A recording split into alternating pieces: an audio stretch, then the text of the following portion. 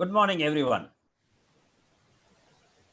On behalf of Department of Management Science, Savita Engineering College, I am very proud on behalf of the management, on behalf of the department, to welcome all faculty and academicians across India to this live webinar on Awakening Business Trends Season 2.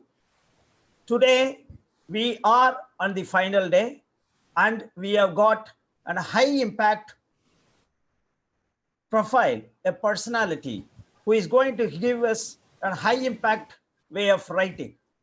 As faculty, we all need to publish.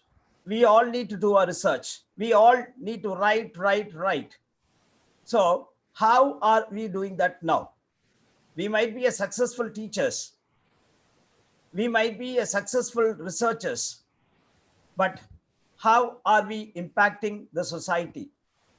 We will have a lot of doubts regarding publication, where to publish, okay, because we get pressure from the management, we get pressure across the different bodies, across even government bodies. They ask how many publications have you published, how many researches have you done, how many sponsored research have you done. So here is a personality, Mr. Vamsi Deepak is a publishing professional with over decades of experience in commissioning books and journals for top publishing houses like Tata McGraw-Hill, Orient Black Swan, Hindu, Indicana, which is formerly called as Britannica Encyclopedia, and Oxford University Press. Furthermore, is one of the founder members of PSAA, Professional Speakers Association of India, which is affiliated to GSF and has associations in 34 countries across the globe. He loves business, networking, traveling, meeting new people. He holds a degree in electrical, electronics, engineering, and law. He currently runs a publishing company called Vivara Tech in Chennai, which provides publishing and content development services for various schools, publishers, and universities across the globe. On the outset, I welcome you wholeheartedly, Mr. Vamsi Deepak Sangar sir, to this live webinar, and it is over to you, sir. Welcome. Vanakkam, sir. Hi, folks. Good morning. So, Vamsi here. Thank you, Dr. Nirmal Raj, for the kind introduction. Thank you, Savita University and Savita Engineering College, for the opportunity. And folks out there who are on the live chat, please be interactive. We're going to have a wonderful session. It's going to be an interactive session on high impact writing. Right. What is a guy, a publishing professional, going to talk about? There are a lot of things that we're going to talk about as far as writing is concerned, because that is one of the life skill that is required for everybody, not only as teachers, but for everybody. So, let's get into the nitty-gritties of publishing. I'm just going to share my slide right now. So, yeah, here it goes.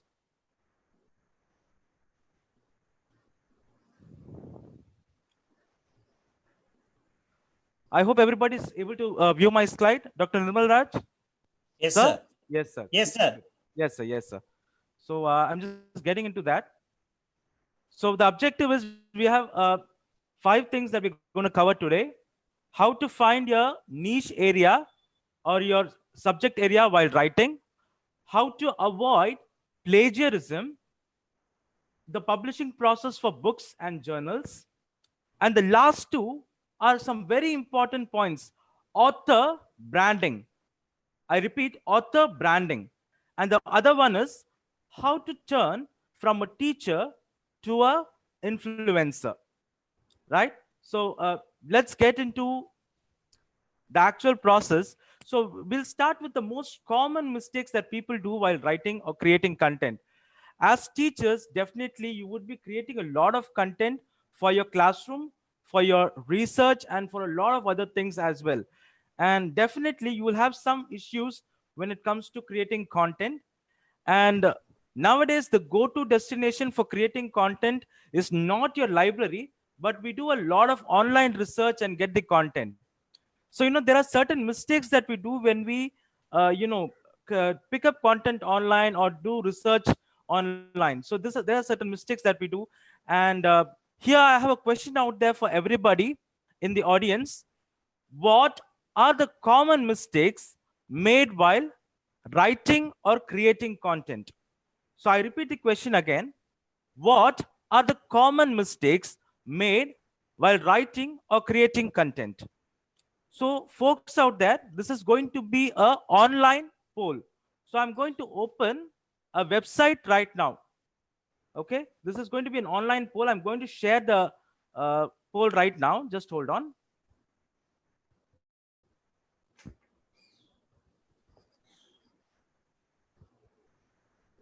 Yeah, just hold on. Yes.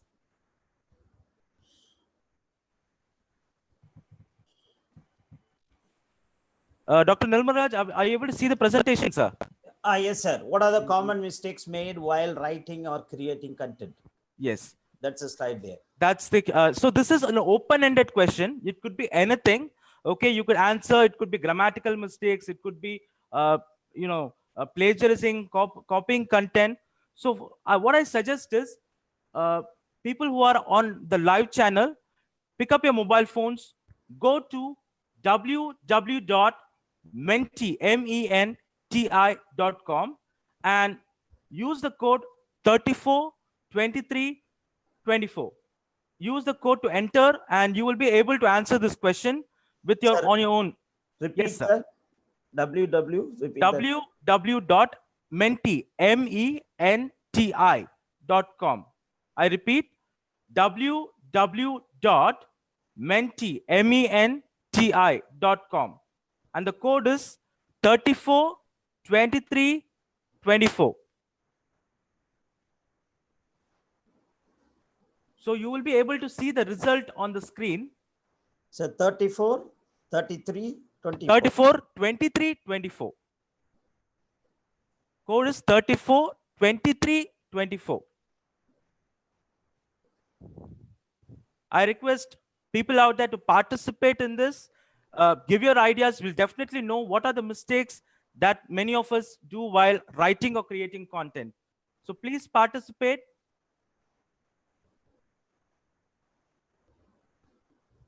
So Dr. Nilmaraj, do we have the question out there, sir?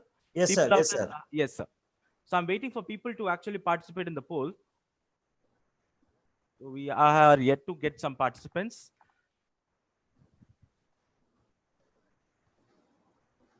Wow. Excellent. Too many jargons. Wow, that's very nice. So we have one entry already. Too many jargons. Grammar, great. Spelling, grammatical mistakes. Very nice. So we have grammar, we have spelling, we have jargons. Let's wait for a couple of minutes. Let's get some answers from people, sir. This will be quite interesting to know. Yes, sir. So we have punctuations. Absolutely right. I'll be showing a slide which talks about punctuations as well. So punctuation, grammar, jargons, spelling. Again, we're looking at grammatical mistakes. Grammar, grammar everywhere. Plagiarism, grammar. Okay. So we have somebody who's talking about plagiarism also. Only now we're getting into the groove. We're getting grammatical mistakes, plagiarism, punctuation, jargons. So it's all grammar. Let's see if we have something different coming up.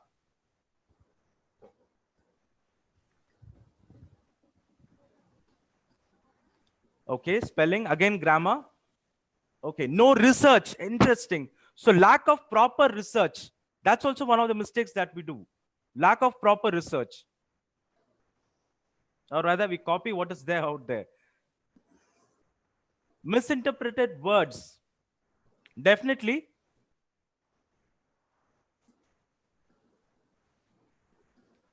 Okay, clarity, poor presentation. Absolutely. People always say, don't judge a book by the cover, but we all look at the cover, look at the colors, look at the what is written in the back of the book, and then choose a book. So yeah, that's important. Poor presentation. A lot of things coming up. No research, poor presentation, too many jargons, grammatical mistakes, punctuation, clarity of thought, plagiarism. I think the mainstay is grammar. People are still focusing on grammar. I think they should widen their horizon, think a lot more while, you know, while writing. There are a lot of other mistakes also that people do apart from grammar. Lose originality. Authenticity, originality, right? So I think nobody's talking about that, sir. They have to talk about originality. So I think they're talking about plagiarism there, but lack of originality is something that I think one should add. I'm just expecting a few more things to come in. So we have 16 participants as of now. Can we wait till we have around 20, sir? 20, 25? Can we expect a few more to come? Yes, sir. Okay. Just hold on for a couple of minutes. We'll see what else people come up with. I know definitely we'll have a lot more answers if the audience out there also participates. Can we just nudge the audience a little more, sir? Push them. Okay, plagiarism again. It's about plagiarism, grammar, punctuation, spellings, again, misinterpreted words. We have 17 participants as of now. Okay, what do we have again? Okay, research, punctuation, title. Okay, this is quite interesting, sir. Title. So the title of the page or the title should be apt. It should not be misleading like most of our newspapers do. So the title should talk about what is written inside your paper or book. So that is apt. Title is also a problem. You should name it correctly. Overdoing the casual vibe, definitely. You are a professional, you're a teacher. So obviously, the language and the way you write should not be casual or informal. So yes, definitely that's something that I would like to add upon. Definitely that's a good entry. We have 19 participants. Let's wait for a few more participants. When I'm there is looking at no flow, when there is no flow of information in your mind when you start writing. ah, that is, can I call it a writer's block, ma'am? Correct. Writer's block. I think that's definitely a good idea. Writer's block. You sit for hours together. You think. You research a lot of paper. Ultimately, you switch. You go to YouTube, do some, watch some videos, and you get diverted also. So definitely, that's something that we need to look at. Lack of, attention or writer's block. You get deviated if you have a writer's block. Lack of objective also, definitely. Don't know what you're writing about. You just write because somebody said principles of management. You write something about principles of management, define principles of management. You don't have an objective for your research. Absolutely right, sir or ma'am.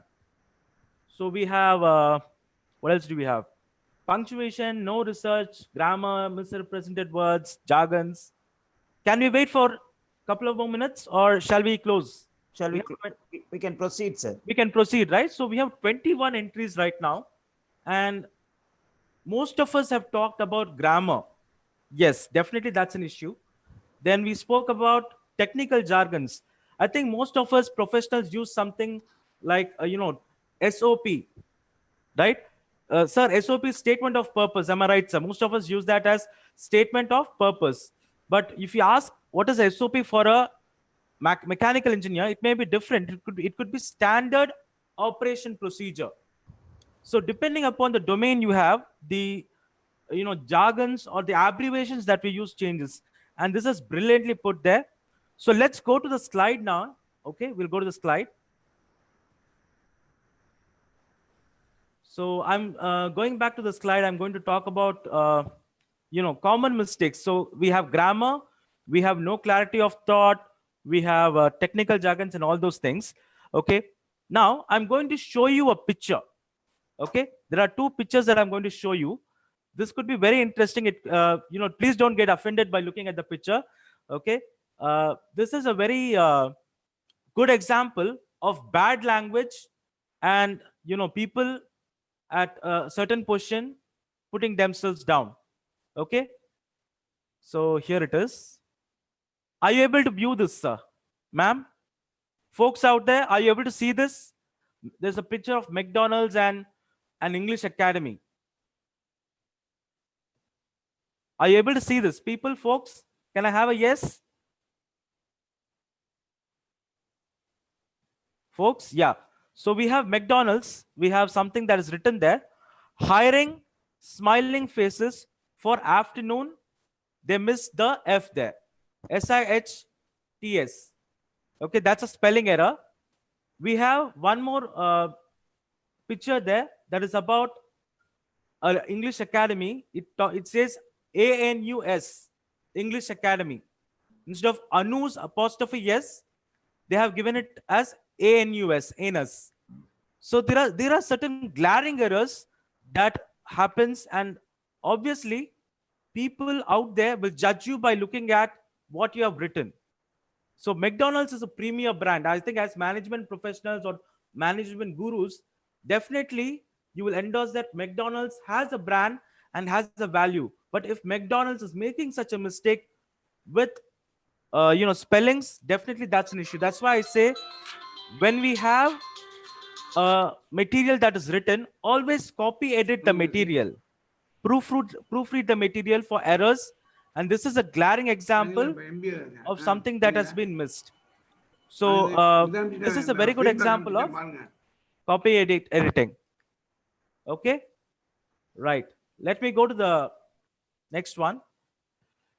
This is again one more issue that most of us face.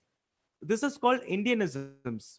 See, India is one of the largest English speaking population out there, but we fine tune or change the language according to our regionality. If you are a Tamilian, you have a different way of speaking and a different way of writing. And if you're from other parts of India, obviously you will have your own mother tongue influence on the language. So I have just noted some 4-5 points here which we talk about, which is incorrect and which is not used in other countries, probably in the UK or US. One example is, I will revert back to you tomorrow. See, this is a very good example of Indianisms. I will நான் வந்து உங்களுக்கு வந்து சொல்றேன், revert back வந்து சொல்றேன். But if you look at the actual sentence, I will revert to you tomorrow. It is double negative. Revert also means coming back, and back also means saying the same actually. So it is called a double negative. This is a very glaring mistake that we Indians do across. The next one is, I was a topper many years back. ரொம்ப நாள் முன்னாடி நான் டாப்பரா இருந்தேன். But the actual sentence would be, I was a topper many years ago. Not many years back, many years ago. So this is again one more error. The next one is quite interesting. Even I make this error a lot. My spouse does not have dressing sense. I'm not commenting about my wife. I'm talking about things in general. So spouse could be anybody. My spouse does not have dressing sense. Okay, it looks quite okay. I don't think there was a mistake, but when I did the actual research, I found out my spouse does not have dress sense. It is not dressing sense. Then the last one, I did a mistake. This is a common thing. I said, hey, I did a mistake. What is there? What is the problem? But when you write it, you only make a mistake. You don't do a mistake. Right? It's like, I drive a bicycle. I drive a bicycle, which is wrong. I ride a bicycle. That is correct. You drive a car. Okay? So these are certain errors that we do. And most of us have to avoid these errors while speaking and even while writing. So these are certain Indianisms that I had come across and I would like to share.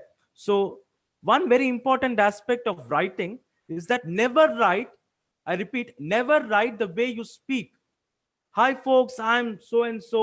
No, be perfect in your language. Use formal way of writing whenever you present any ideas.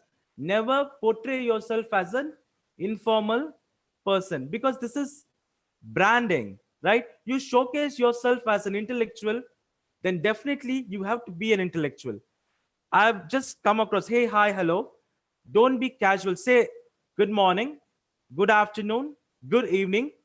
Don't be casual in your writing. Especially, I'm talking about business writing, because when you write an email to a professional or to somebody in your team, please try to be as formal as possible until and unless it is a personal email you're writing to somebody. If it is not personal, avoid saying hey, hi, hello. Use respected doctor or dear, dear sir, or something like that, which is, a lot more formal in context. Then avoid using these kind of words. Hasta la vista, baby. See, this is a famous, line that I picked up from the Terminator movie. A lot of people say, hey, I'm having fun. I have my own ikigai. Never use words which everybody does not understand. Okay, if you speak in English, speak in English. Please be very careful while speaking and writing. Don't use these things. Last one, this is a generation which uses a lot of emojis, a lot of abbreviations when we write. OMG, I said SOP again, standard operating procedure or statement of purpose. TOC, table of contents. I think in management principles, they say a lot of other things also. So when you're talking about abbreviations, if you're writing something, put a star symbol and in the bottom say, or in the references say what that stands for. Always refer, if you're using a technical jargon or if you're using an abbreviation, always give the explanation in the reference section. That is something which is very important. So if you're not using it, it's fine. But if you're using it, please give a reference for all your abbreviations. Okay.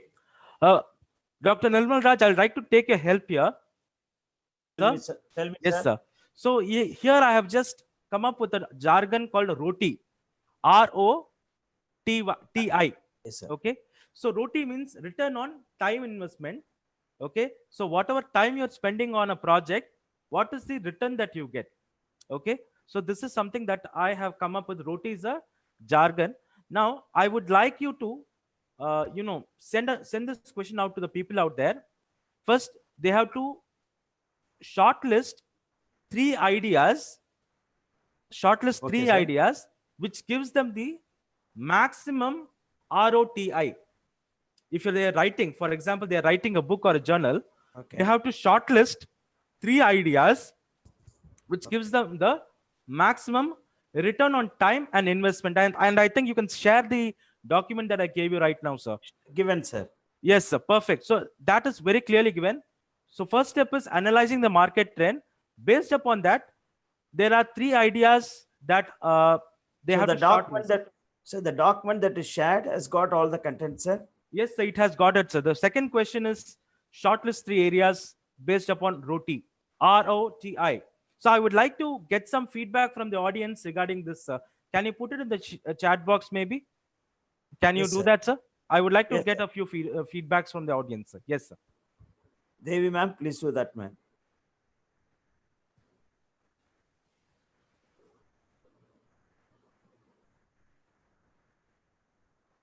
So, ma'am, once it comes, you can tell it to me so that I can build upon it, ma'am. Please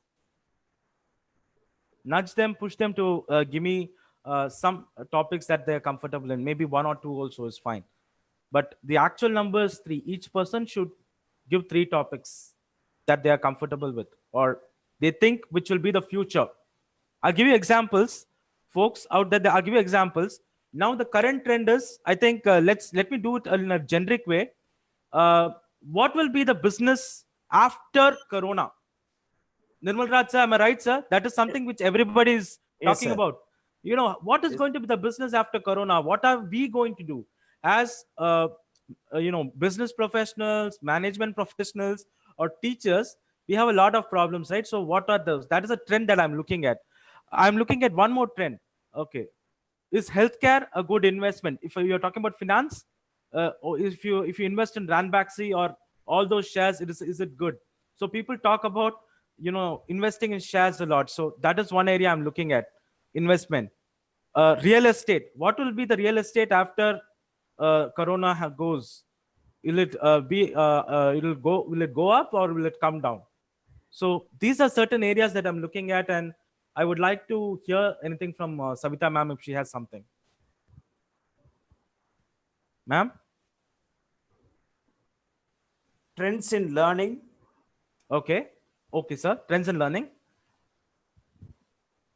Anything else that has come up, sir? Yes, sir. Waiting, sir. Yeah, fine. Trends in learning is very interesting. Am I right, sir? We Yes, have sir. now moved from a classroom to a Zoom structure, Yes, right? sir. Probably 6 months earlier, I think nobody would have thought about this. Especially, we would have focused this if somebody is in Malaysia or Singapore, not somebody sitting in Chennai at Chennai Nagar. Yes, sir.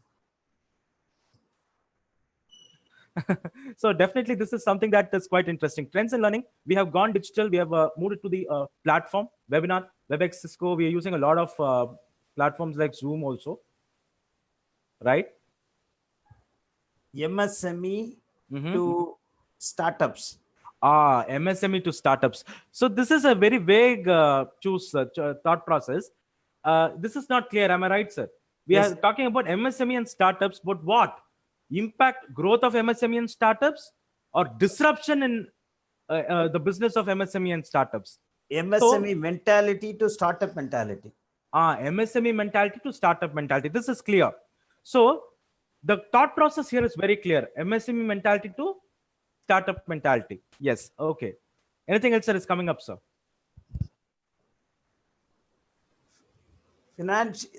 Change in financial services. Yes. Change in financial Companies. services. We are talking about Bitcoin, cryptocurrency. We are talking Yes. about getting into the digital era. So this is a nice topic that that person has chosen. Kudos to that person. Yes, sir. Muralidharan.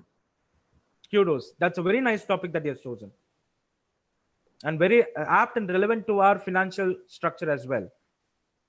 So again, I will focus on ROTI, return on time investment. So if someone Placement to entrepreneurship. ah Entrepreneurship. very interesting. See, this is something that it is very relevant given the situation, in our market, the job market. Definitely, people opting for entrepreneurship will be higher, but what is the risk? I think that's a very nice area to look at as well, and a very nice area to research about as well. Very Gig much relevant. economy. Gig economy, very good. So that person has pointed out the trend, but is it clear? Please think about rephrasing the title. Where I'm going back to the common mistake. Gig economy. What kind of gig economy are you talking about?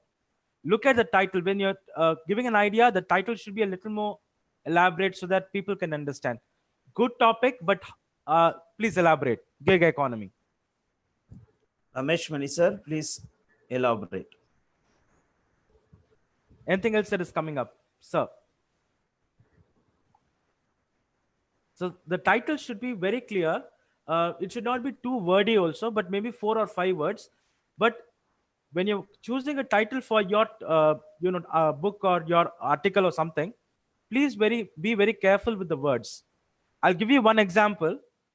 This is a book that was written recently by one of my clients, Mansi Amlani. She's based out of Hyderabad. She's a homemaker. So she chose the title Seven Management Lessons from a Homemaker. I think everybody out there knows there are some books which are titled Seven Management Lessons or Seven Habits of Highly Effective People. I think that is Stephen Covey's book. Am I right, folks? We have Stephen Covey's book, Seven Habits of Highly Effective People. This person chose the title Seven Management Lessons from a Homemaker, which is quite interesting. So, shall we move on? I think we can move on to the next step. So, how to choose your niche area in writing? Everybody thought about the return on time investment, but once you have the topics in place, there is something else that you need to do. I just told elaborate on the topic. That is not only the title, you should create some abstract. For example, if you're talking about cryptocurrency, first of all, do some research, collect some material, create an abstract about cryptocurrency or any other trends in the market. That is the first step. After that, choosing the idea is the first step. The second step is creating an abstract for all three topics. I'll tell you why this is very important. if you create an abstract, you will have a very you'll have clarity of thought. You'll be able to discuss with your colleagues, your mentors, your professors about those ideas. So definitely brainstorming is the third step. You will sit with your professor. You'll ask, sir, I'm going to talk about crypto. I write about cryptocurrency. What am I going to do? So most of us will talk about Bitcoin, but is Bitcoin the only cryptocurrency? No, there are a lot more cryptocurrencies. You have to talk about the definition of cryptocurrency, how it works, a lot of other things. See what is the future of cryptocurrency in the world economy.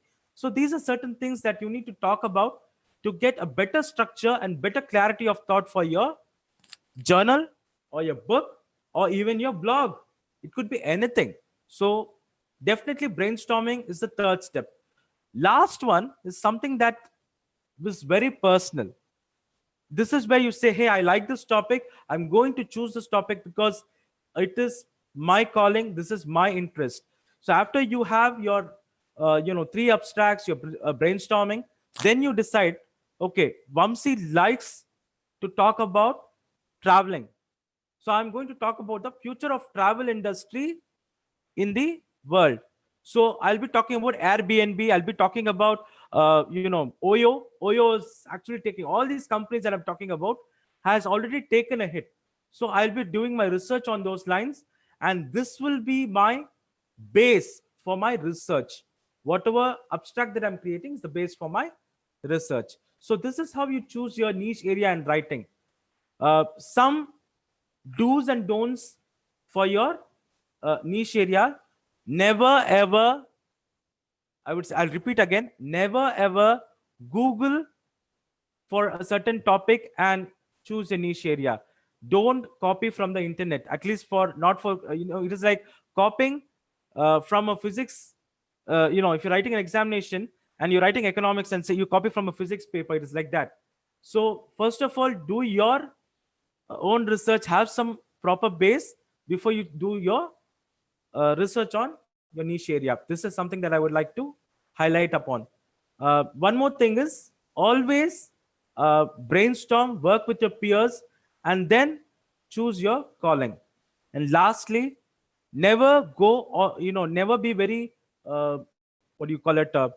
Never go be on the go. Don't be impulsive. That is the word, impulsive, while choosing a topic. Do proper research while choosing a topic.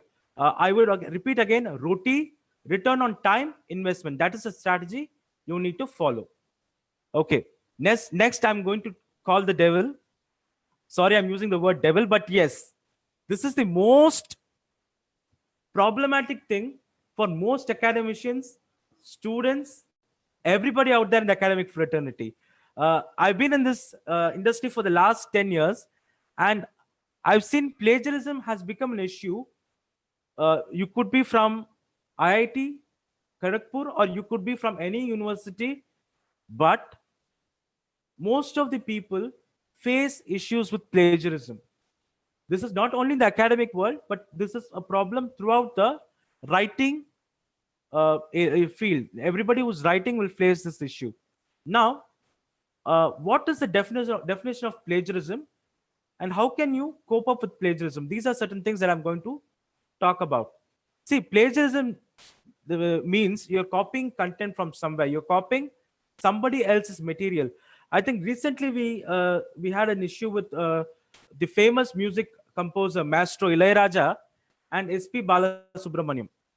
That was actually plaguing on copyright infringement, which is actually a form of plagiarism. So Ilayaraja said that is my music. SPB said no, I sung this song. I'm taking this context because this is also relevant to our writing field. So what happens is your professor probably would have done some research on a particular topic. Let's assume it is on cryptocurrency, and you are writing a paper on cryptocurrency. Now, if you quote your professor or quote somebody out there without, say, you're directly using their material, copying it word by word, verbatim, and then you say, hey, this is my material, that is plagiarism. Copying verbatim. Verbatim means word by word. Okay, that is 100% plagiarism. Now, there are certain standards that in universities talk about. If you have less than 10% plagiarism, you're good to go. Certain Indian universities have a little higher bandwidth for plagiarism, and that goes up to 40%. But if you look at the international standard, the journals that I'm talking about, say your Elsevier, your Springer, or your Harvard Business Review for your management professionals, definitely they will not entertain plagiarism less than 18%. 18% is the threshold value. If you're doing it at 10%, well and good. If it's 18%, they will still consider your article or your book, but they will ask you to rewrite or reword certain portions in your journal. So the threshold value that I look at is 18%. Then there is something else that we're going to talk about. Plagiarism. If you're doing plagiarism and if you get caught, you could be banned from your academic work. So please be careful. If you're working abroad, or if you're trying to get a lot of projects from overseas, especially given the scenario, you need funding for your projects. If you're presenting some idea, please be very careful, because plagiarism is a serious issue when you are doing this. When you're doing it at a global level, you be even more careful, right? I'm coming to the people do tell this a lot. Hey, I did not copy, I got inspired. Especially if you talk about musicians, they say, hey, sir, I only took the rhythm, sir, I did not do anything else. Similarly, when people write, they say they got inspired. But there is a difference between copying and inspiration, and I think as professionals you need to be very careful about that. So now I'm going to talk about certain techniques to avoid plagiarism. But before I get into the techniques, I would like to know, Dr. Nirmal Raj sir, I would like to know from the audience or from the people out there, what are the techniques that they are currently using to avoid plagiarism? Dr. Nirmal Raj sir. Sure, sir. Sure, sir. Yes, sir. So techniques to avoid plagiarism. How are you evading this? How are you handling this situation? So I would like to get some response on this, sir, maybe from the audience or people out there. So people out there who are live, techniques to avoid plagiarism, let me know. Please go to the chat box. Let me know what are the techniques that you use to avoid plagiarism. What are the techniques? Please, I'm waiting for you.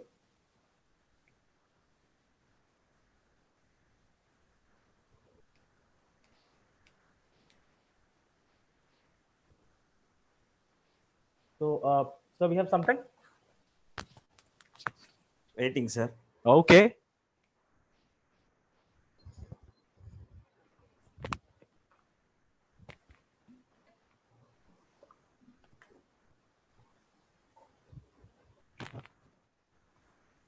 Write our own ideas. Write our own ideas. Okay. Don't copy others' work. Absolutely right. Be authentic, be original. Am I right, sir? Yes, That's sir. what you're saying. Be authentic, be original. Okay. Paraphrase. Paraphrasing. I'm going to talk about paraphrasing definitely.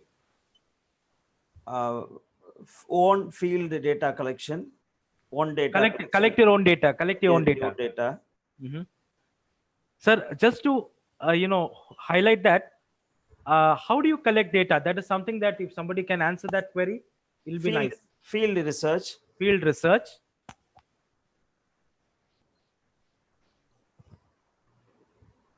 Rewriting in own words. Using your own language, yes. Give reference. Citation. Yes. Absolutely right. Citation. Anything else that is coming up, sir? Rephrase. Rephrase, paraphrase, yes. Collect ideas, write in your own style. Okay. Collecting ideas, write in your own style. Okay. Anything else, sir? I'll just summarize. Yes. Yeah. Use thesaurus to avoid usage of same words. Thesaurus. Right.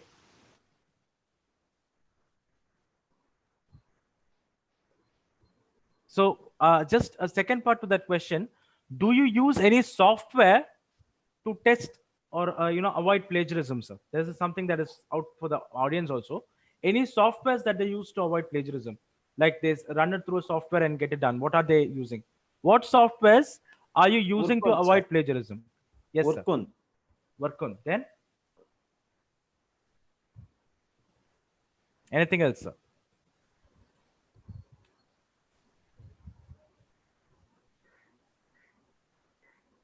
Okay. So can I summarize, sir? I think we have. Yeah, Do we have yeah. anything else? Yeah. Right, sir. Right, sir. So there are certain Grammarly. Grammarly. Very nice. Now they're coming to the groove. Yes. Grammarly, Workun, something else. Maybe I'll wait for one more. Yes. Software.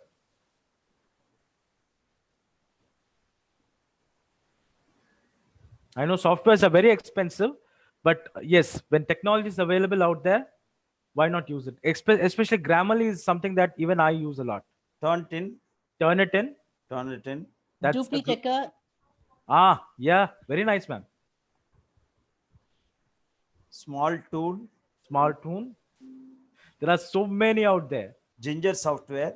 Ginger software. Okay, Ginger software. This is new. I don't know what that is, but yeah, I'll try check it out. Ginger software. Okay. Who's using that, sir? Do you know that person? Ginger software. Rajagopalan. Rajagopalan. Okay, that's quite Rajagopalan. interesting. Okay, okay, right.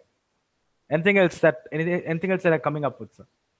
Dupli check it. Dupli check. Okay, Jnanamurthy, sir. right. Okay, now Let's scan. okay, Copy leaks. copy leaks. Yes, that is number 3. Copy leaks is one of the open source freeware actually. Number 3 most commonly used software. Copy leaks. Okay. Thank you very much, Dr. Nirmal Raj. I'll just get into the actual problem. So, rightly put, there are 2 ways of handling this. One is you can use software to help you. Software can be only used to help you or aid you in knowing where you have gone wrong, knowing the amount of plagiarism. Definitely, yes. You'll say your content is 60% plagiarized, your content is 40% plagiarized, but you should put in the effort to avoid plagiarism. And most of you told paraphrasing, using citations, being original, collecting original data from the field. These are certain techniques that you use to avoid plagiarism. But how do we do it? Paraphrasing is something that everybody spoke about, but how do we do it? I've just taken an example here. So this is the most commonly used technique, changing the voice and sentence structuring. I'll just see what is written.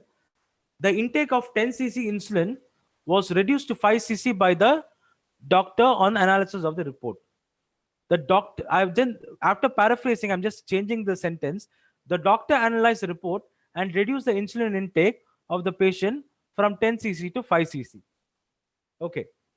Is this paraphrasing? Is this paraphrasing? No. This will also amount to plagiarism. I'll tell you why. We have only changed the voice of the sentence, or you made the change the sentence structuring. But when you paraphrase, try to bring in your own idea. Somebody rightly told, be original, bring in your own idea. So if you have you're paraphrasing, always support it with an argument of your own research. I'll give you one beautiful example, especially this is with regards to the current trend. So this is about the business of making masks. Okay, so there is a market analysis which says the business of making healthcare equipments like masks and ventilators has grown by 200%. Assume this has been quoted on Economic Times. Now this is quoted on Economic Times. Now how will you make this your own? Okay, so here is something where you will bring in your own idea, your own data. You will say the business of or rather will say the healthcare unit or healthcare business of making masks and ventilators will go up by 200% because of XYZ, because of, you have to give your supporting argument. So this is the way you can make it your own data, make it your own, or own what is written there. However, even here, you should cite Economic Times page number so and so, because giving citation is very important as you have picked up data from the original paper. I'll just show you the example here. This is from the Kotler's book. If you look at this using citation, they have clearly mentioned, Kotler 2000, Lu and Leong 2018. That is the edition. So you can go a little further, say page number 94, something, Principles of Marketing, Kotler 2014, something like that. So always see here there's mentioned Mutakin 2015, page number 4. Whenever you're using a definition or you're quoting somebody's research, please be very careful in doing so. Even there, don't copy verbatim, change the sentence, change the structuring, and then write. This is one technique that most of us, I'm not saying you're not doing it, but sometimes we are a little bit lazy and we copy verbatim. Okay, so this is something that we need to be very careful about. Number one, always rephrase everything or paraphrase it in your own words. Number two, use citation and references to quote the research. Citation means citing, telling where it is. Okay, this is where I picked it from. So you have to use citation on your research paper. It could be on your paper, it could be on your books, it could be on your blogs, it could be even on your podcast. If you're doing a video podcast, tell them, hey, I picked it up from this particular book. That is something which is very important because it is ethics. It is ethical to say, hey, I have used this and I'm thanking this person for doing it. So ethics is a very important thing when it comes to writing content or creating content. And quoting it using citation is one such way to give them credit. Okay, this is a checklist that I've created based upon my experience. I think most of you have told about this. Paraphrase in your words, avoid copying. I forgot to tell you one very important aspect of creating content. Using a style guide. I would like Dr. Nirmal Raj to weigh in here, and people out there as well. Yes, sir. Do we have a style guide in our university or in our, when you do a research or when you do a journal, do we have a style guide in place? So I'll tell you what a style guide is. A style guide is the set of rules or norms which we use to present a paper. You'll say heading should be font size so and so, font size 13, something like that. So do we have a style guide in place, sir, for our research paper?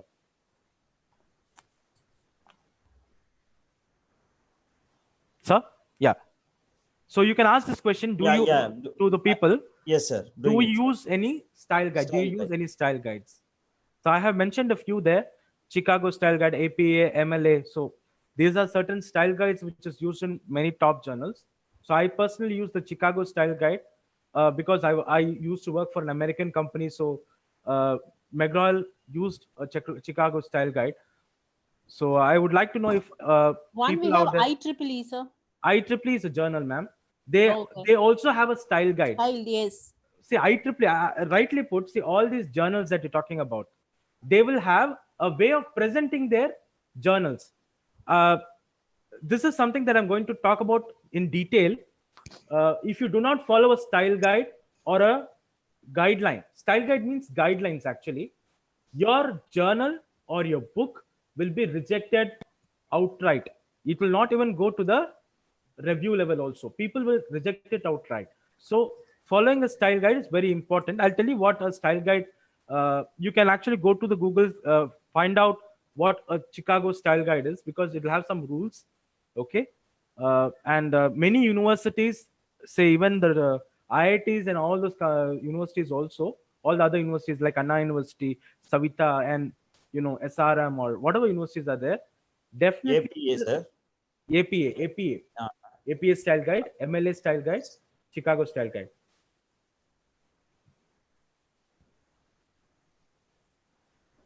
UI. Okay.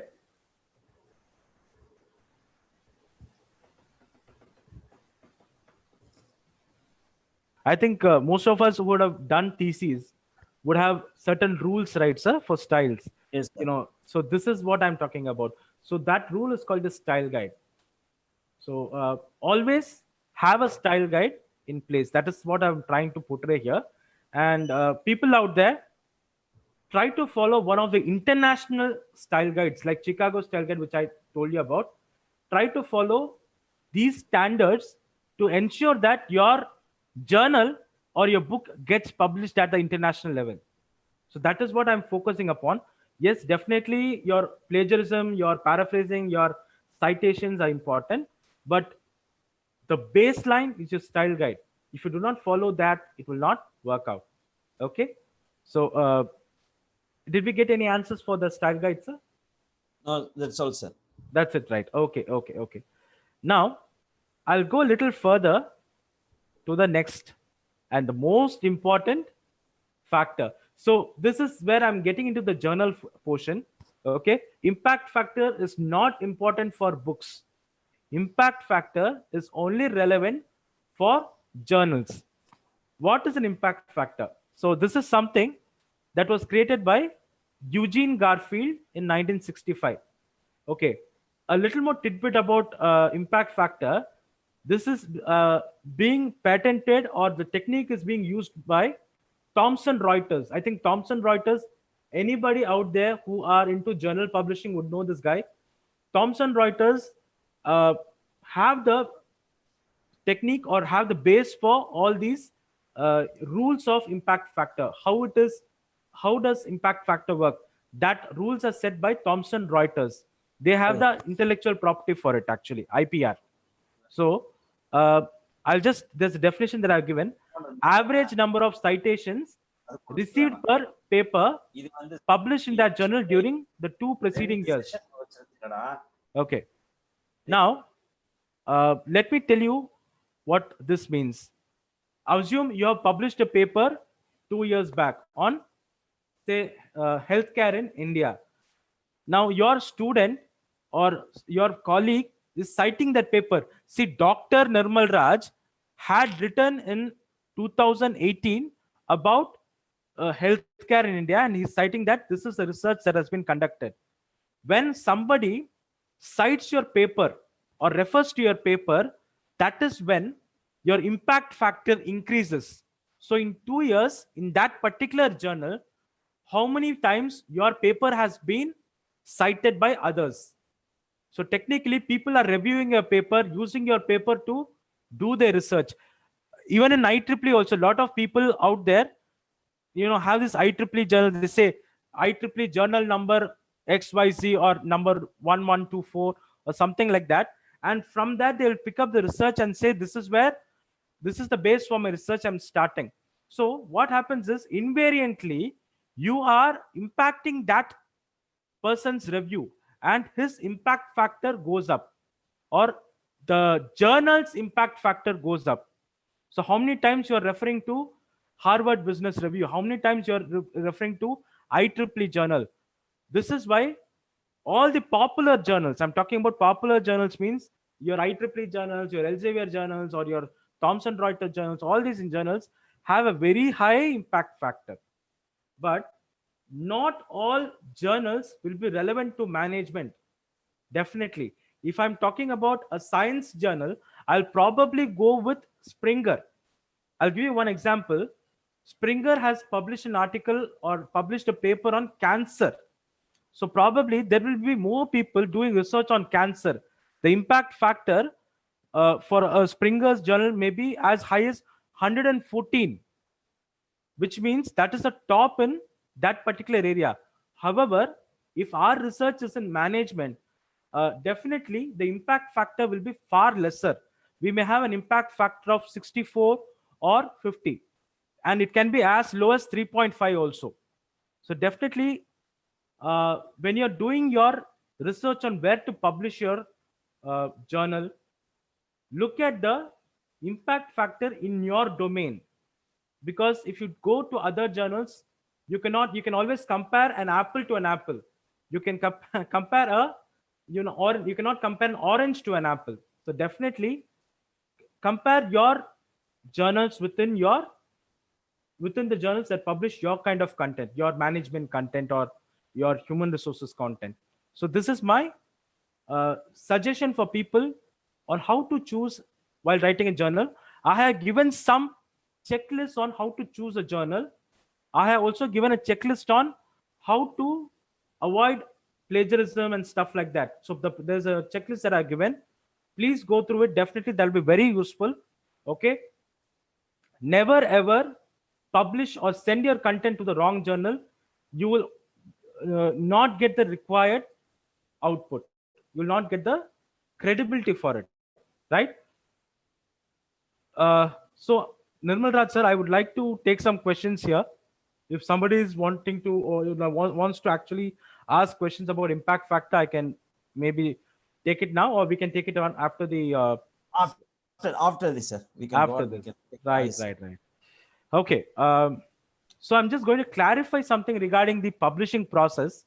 So publishing process, the one that I've given here is for a journal, but for a book and a journal, the publishing process is probably not that different. So obviously, when anybody submits a manuscript, the company that is publishing it, say it could be Elsevier, it could be Springer, it could be IEEE, it could be any body, any governing body. First, they will check for plagiarism. So I will talk about certain softwares that we have been using. People out there, everybody in the academic fraternity use Turnitin. Turnitin is one of the most commonly used software in many top universities. I'm talking about not of North American universities like Harvard, Stanford. All these people have a software called Turnitin. There's something called Authenticate. ITHEN, Authenticate, ITHENTICATE, Authenticate. That is one other software that people use to check for plagiarism. I use Authenticate to check for plagiarism. The software is very expensive. One license goes from 8.5 to 10 lakhs, depending upon the volume of content that you're going to check for plagiarism. So definitely, if your university has a plagiarism software, please use it. Don't avoid this first step. Otherwise, first step itself, you're getting clean bold. No, you're getting a yorker and you're getting bold, definitely. So obviously, plagiarism check should never be avoided. Second step is peer review. Here, I'm going to take a step back. When I talk about peer review, never ever send out a journal without reviewing within your academic circle. That is, you should have a team, or I will call this my power team, or my team that thinks about what I say. So you have to create a team which has 2 or 3 trusted people from your academic source and say, so Dr. XYZ, can you just look at my article or my journal and review it critically? That is why I said it's a power team. They're going to be very critical about your review. They're going to tell it on your face, sir, this is wrong. Your research methodology used in this particular portion is wrong. The data that you have collected is irrelevant. For example, if you're talking about MSME and you're collecting data for Reliance Industries, or you're collecting data for Tata Group, that is foolish. So have a team, a power team, which talks about your journal or your work in a critical point of view. So this is something that I would like to suggest to everybody out there. It is writing a journal or writing a book is not an individual process. You should have an editor. You should have your review team. You should have your software in place. Otherwise, the failure rate, the rate of getting published, the failure rate will be higher. Your rejection rate will be higher. And I want everybody out there to understand this. If you do not want your journal or your work to be rejected, please have a power team, have a proper editor in place. Okay, next step is review feedback. Whatever review you get, it could be critical. If it is critical and mandatory, change it.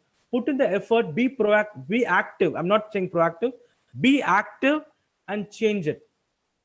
Next step of the review feedback is when you get a review feedback from everybody, then it is mandatory that you need to change it. However, if one of your friends says, sir, this is wrong, or one of your people says this is wrong, but the majority accept the content, then think twice about changing the content. Go with the majority, analyze it, and do the feedback. I'll take it to the next level. Now the content enters into the company, that is the journal. Now they are doing their feedback. Every journal will have an editorial board of subject experts in that particular field. Say for example, I took up the idea of cryptocurrency. I may have an expert who's sitting somewhere in North America teaching or creating or making money out of cryptocurrency. So that person will give his or her feedback on the review, on the journal. So this is how the editorial process works in the system. They will have an editorial team, a very strong team, which will talk about or which will give feedback on your content. So in order to avoid getting shamed by somebody outside, please do that peer review beforehand, so that we do not face the issue there. Okay, so editorial board, once the editorial board has given the recommendation, based on the recommendation, the author has to make the changes, and then the publishing decision is taken by the journal or the publisher. Now, this whole process that I'm talking about takes a lot of time. It could be as less as 45 days to 18 months. I've seen people doing this for a long time, because this completely depends upon the quantum or the quantity of research that is going into your journal. If your journal is high intensive research, the timeline will be huge. So definitely, when you're publishing, don't submit your idea or your journal to one company or one journal.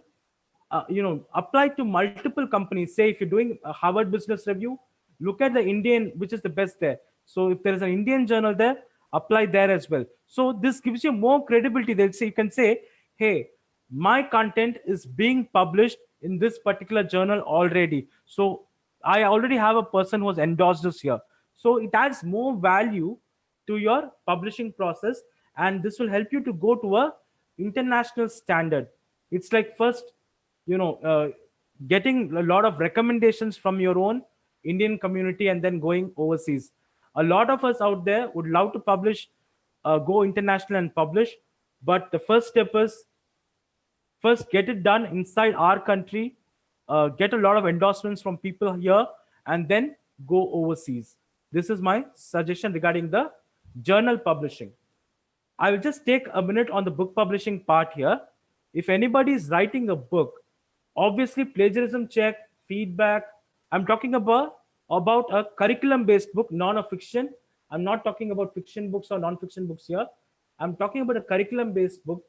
Uh, the only feedback that will give it to people is, if you're doing a curriculum-based book, be very careful about using citations and creating case studies. Use a lot of case studies from your own personal experience. Don't quote some case study by Daimler or somebody else without proper citation.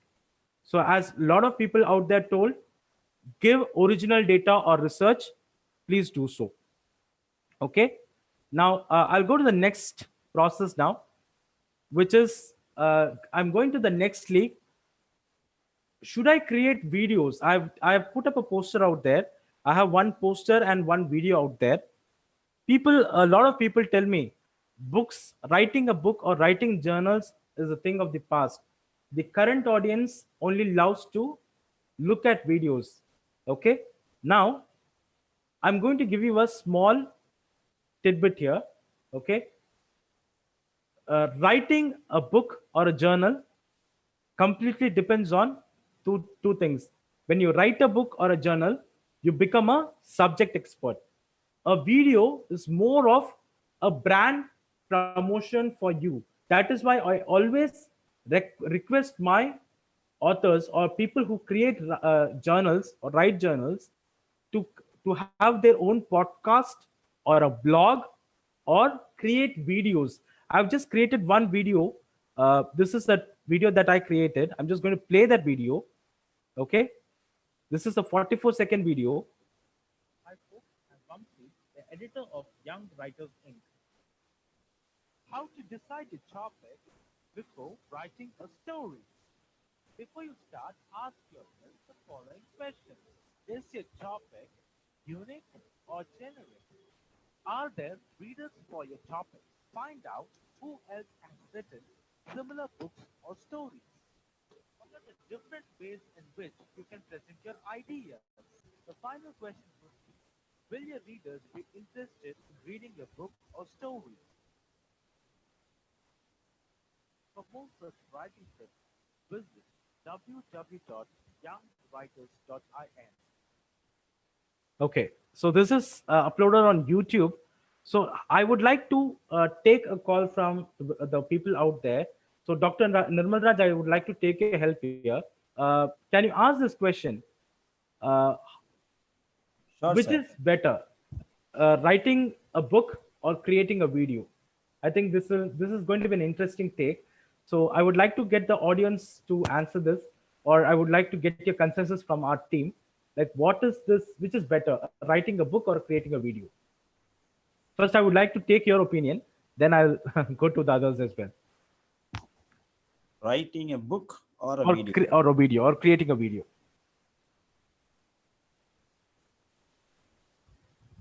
Which Creating is creating a video. Yes, sir. Okay. Can you just shoot out this question to others? They are doing it, sir. Okay.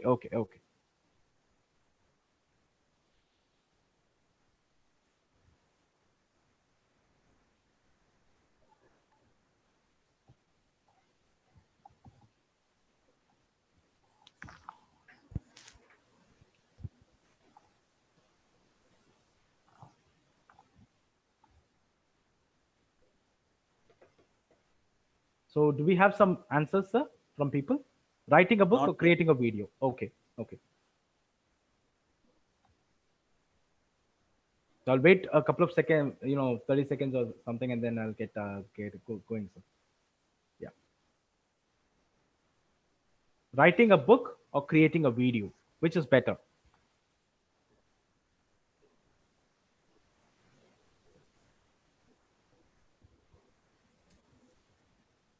Do we have a response, sir? Writing a book? Or creating a video, which is better? Book. One says Book. book. Okay. Interesting. Probably that person is an academician, is a professor, I suppose. Yeah, believe. He's much more interested in reading a book. He's kind of old school. But sir, did you observe, Nirmal sir, 80% of them have supported for creating video. Yes. Ah. So ma'am, that is the trend. Yes. I actually want to tell people out there. So right now I'm publishing a book on Amazon. So the author is Praveen Shekhar. So this person is writing a book on how to create a virtual summit. So something like this. There will be a lot of people out there who are going to log in, and this person, to market it, is writing a book on how to how to create a virtual summit. So that's quite interesting. 80% would like to have a video. Good. Let me just tell you why video marketing works for a lot of people. I'm not deviating from our topic. I'm just saying why it works. See, when you write a book, the audience is limited, but the impact is higher. Anybody who reads your book or reads your content is definitely hooked to you for life. I would always quote a lot of things from Swami Vivekananda or Martin Luther King, Mahatma Gandhi, because I have read their books and I love it. But look at the trend right now. I think, as Savita ma'am put it out, definitely videos are a lot more have created a lot more impact, but always back your videos with proper research and proper content. This is something that I would like to add upon. And especially if you're writing a book, video marketing and video promotion is something that is going to be very useful. So people out there who are planning to write a book, always have a podcast. A podcast is something where you will be interviewing somebody, create a podcast or create videos for your book. I'll come to the next slide. So we are almost, yeah. So I've just mentioned the software here, Turnitin, Authenticate, Grammarly. Is going to the next one. Okay. Now I'm going to the coming to the penultimate version. This is called author branding. Okay, I think most of them out there are management professionals. They talk a lot about branding. Okay, when I started my presentation, I started with McDonald's. I said, "Hey, McDonald's has made this mistake. They have made such a bad mistake in their initiative." So I'll just quote one recent incident that has happened. Tesla. I think everybody knows this guy Tesla, right? Elon Musk of Tesla. He's supposed to be one of the geniuses out there. He's been somebody who's been very innovative, but the way he showcases himself as a very innovative person is huge. Okay, one small mistake that he did with his with the words that he used put down the market share of Tesla by 60%. The market price of Tesla share fell by 60% because of certain words that he spoke. So not only author, but I'm talking from a personal branding perspective also. If you want to showcase yourself as an expert or as a person who's having original content, definitely write a book or write a blog or create a podcast. See, whatever I'm talking about is all about content. If you want to be an authority on a subject, say like Philip Kotler on marketing, the Bible of marketing, you have to be an expert, and the only way you can showcase yourself as an expert is by writing a book. I would still say writing a book is the best way to showcase yourself as an expert. Similarly, most universities nowadays ask for journal publishing, and the more number of journals you publish, the better your academic pedigree. Your academic pedigree increases, and the opportunities are more. So always do original research, and I would just like to say original research, and make sure your content is validated by people. So validation happens when it gets published. Okay, the various ways in which you can brand yourself is speaking about it virtually, conducting virtual summits, or writing a blog, and last but not the least, going to forums like TEDx, Josh Talks, where you can showcase your ideas, give a 10-minute speech about your topic, and people will definitely buy your book. And those teachers out there, if you want to become an influencer, this is for all my teachers out there, all my professors out there. See, the way academicians are pursued has changed a lot. Nowadays, teachers have become influencers, and they are in direct, they are directly associated with students. And if you want to become a strong influencer for the student community, please do the following. Choose your niche area, talk a lot about it on social media, and promote your ideas on social media. And last but not the least, create authentic content consistently. It is not like on a Monday you put a post on Twitter and you follow it up after 25 days. Be consistent with your content. When you're writing a blog, make sure every Friday, if you're writing something, please make it a practice.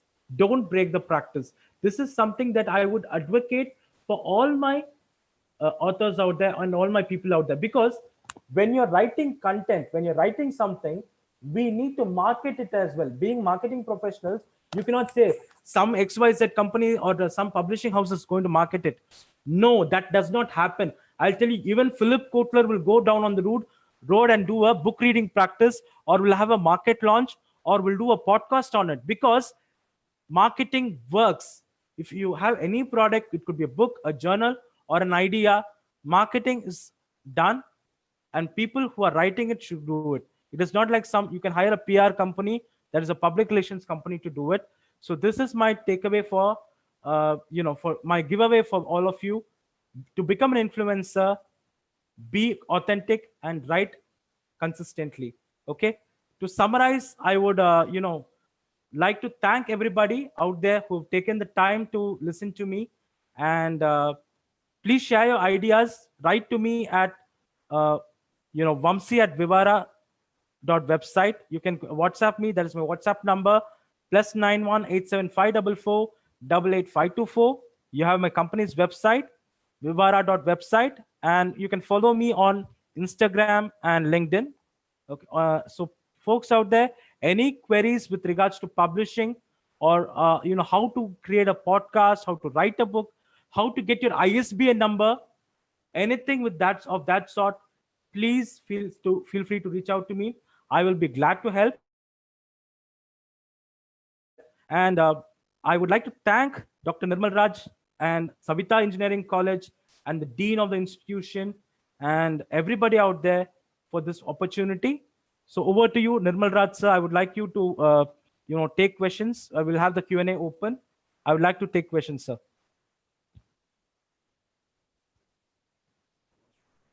Yes, sir. Yes, sir. Waiting. Questions, sir. Yes, sir. Q&A. Waiting for Yes, the sir. Yes, questions. sir. Yes, sir. So it is 12:15 now. Can we, Yes, sir. can we have the question session, sir? We'll have it for Yes, another sir. 15, 20 minutes, maybe. I would love to answer these questions, sir. Yes.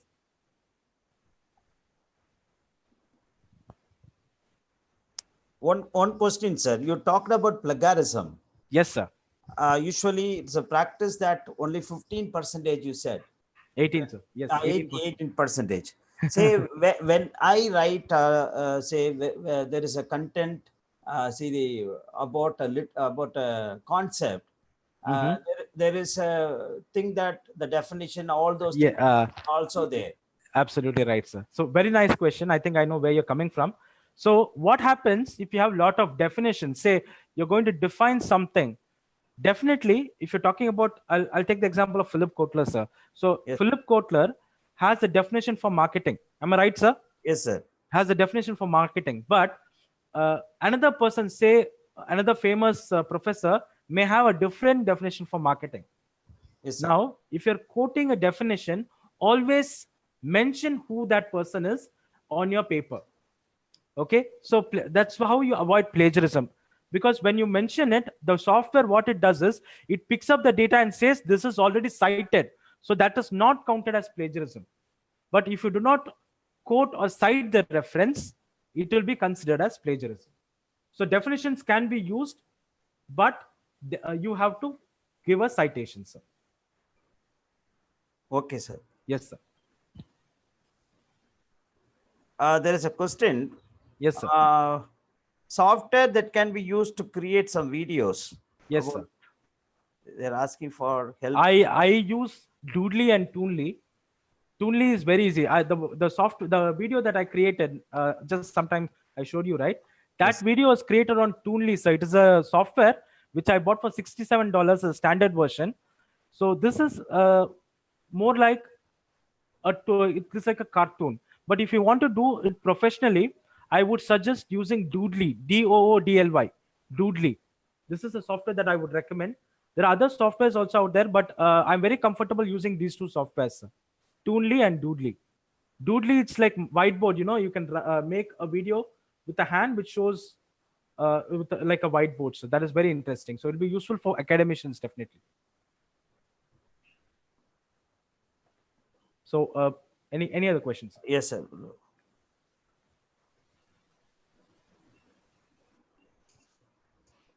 Why is that colleges are asking us to write than creating videos? Can you just ask the question again, sir? I'm not able to get it. Why is that? Why, the trend is towards creating video. Yeah. Why is that still we are need to write? Okay. There are two things that I want to highlight here. You cannot, if you're talking about writing, we are talking about research. So when you're writing a journal, so in order to become a proficient person in your particular area, you have to do a lot of research. And all this research material can only be written. It cannot be created as a video. A video, people will find a 30-minute video boring, but a 30-second video is more interesting. So In 30 seconds, you cannot write a research. You cannot tell about your research. But if you're able to write something in detail, that is very important, and that shows your content is authentic. Okay, even I'll just give you one more example. If you're directing a movie, okay, before directing the movie, you need to do the screenplay and the writing. Without the screenplay and writing, if you can direct the movie, that movie will be a complete flop, or you cannot even do that. Nobody here is Bhagiraj, right? Yes. The expert in screenwriting. But definitely, I think Bhagiraj quoted this. People out there who don't know Bhagiraj is a famous Indian director and one of the top screenplay writers in India. He said, "See, I have every scene in my mind, but without writing it down, I know this. Everybody cannot do that. Okay, if in Hollywood they have something called storyboarding. Every screen they write down, they draw a picture, and only then they shoot the video. So now I think I've answered your question, sir. Yes, sir. First, create the content, write it down, then do the video. The video is more like a promotion. So sever இருந்தா தான் சித்திர வரைய முடியும். That is, I think that is one quote that I would like to use. If there is a wall, only then you can paint. Yes, sir. Dr. Nirmal Raj, sir. Yes, sir. Sir, this question that is the same repeated question that is coming up, but but we get responses saying thank you, thank you, thank you, thank you. Oh. It's a wonderful, awesome session, amazing session. So that's the thing that I get now. So Okay, I okay. think we have time to we can close our session. And Okay. Vamsi sir, it is a real myself as an academician. Today I have learned a lot, and people over here are very full of gratitude in their mind and their heart. We are having different blocks in your mind that we need to how to write, and even we write, we get plagiarism as a real devil. Okay, so how you gave us all the solutions how we could overcome this devil and be create ourselves as gods in writing. Okay, Absolutely. So thank you very much, Vamsi sir. We will get back to you with a lot of questions in the WhatsApp what we take, and we'll come back to you, sir. Okay. Please feel Thank you. Thank you all. Please feel free to reach out to me. I'm thankful to the audience out there. God bless. Thank you, sir. Thank you very much, sir. Thank you, sir.